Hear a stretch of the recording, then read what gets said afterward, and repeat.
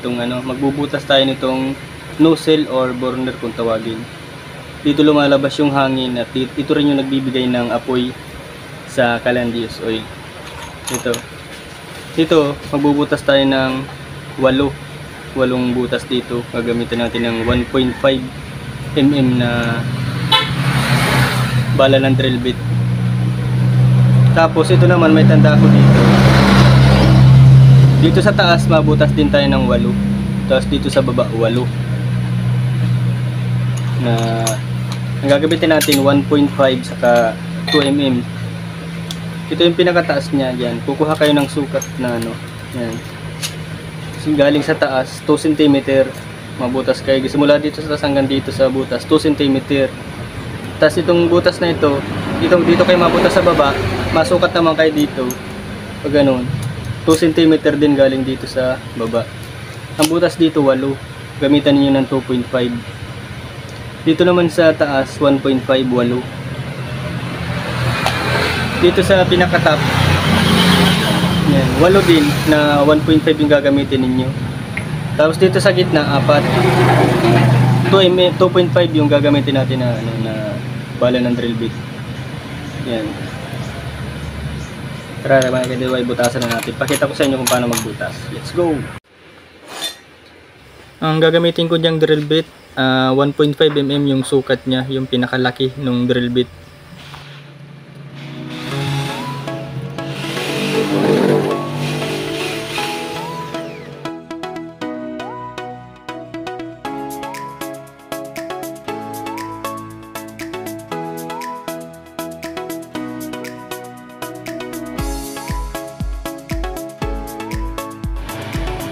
Ito naman yung bubutasan natin, itong gitna 4 sa 2, 3, 4. Ang gagamitin natin dyan 2 mm na sukat ng drill bit. 2 mm yung size. Tara, butasan na natin. Let's go!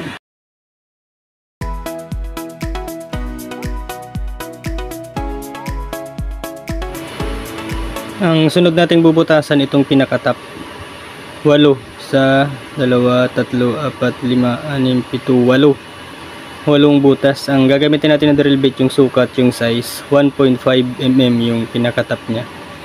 Tara mga ka-DIY, butasan na natin. Let's go!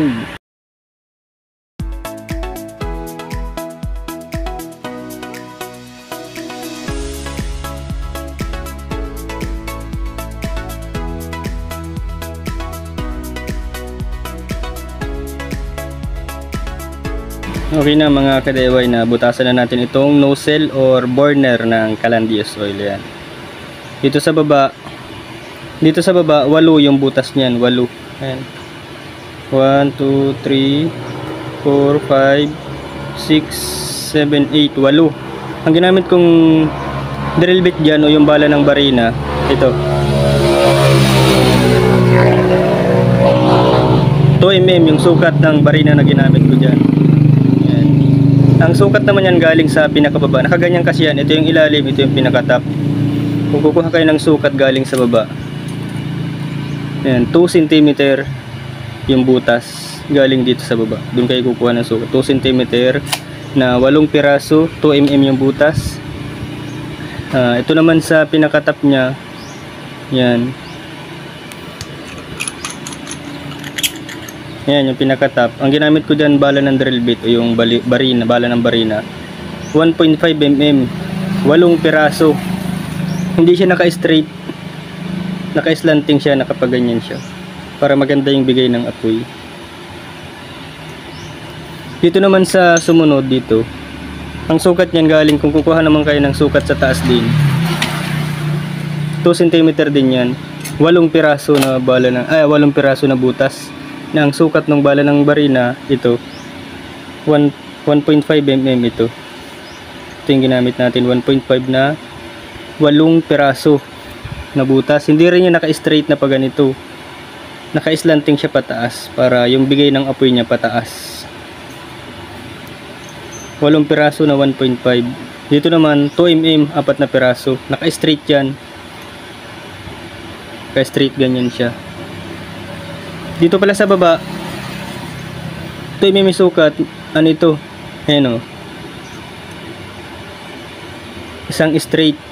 Yung sumunod na butas dyan, oil distractor yan, nakatutok sa baba.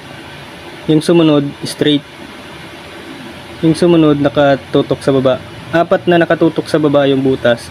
Nakatutok sa pinaka chamber sa ilalim. 4 na naka straight. Alternate yung gawin ninyo para hindi mag-agawan yung hangin, hindi magtamaan. Kasi pag nagtamaan yung hangin sa loob, papangit yung apoy. Ang pinakasukat naman ito, pag nakalagay na itong pinaka end cap nya, yung pinakatakip, 8 cm yung ano niya, yung taas ng chamber. Dito naman niya nakalagay sa ito. Ang taas naman ng chamber nito 9 cm. Tapos yung diameter nito 4 inches or D4 na schedule 40 na GI pipe.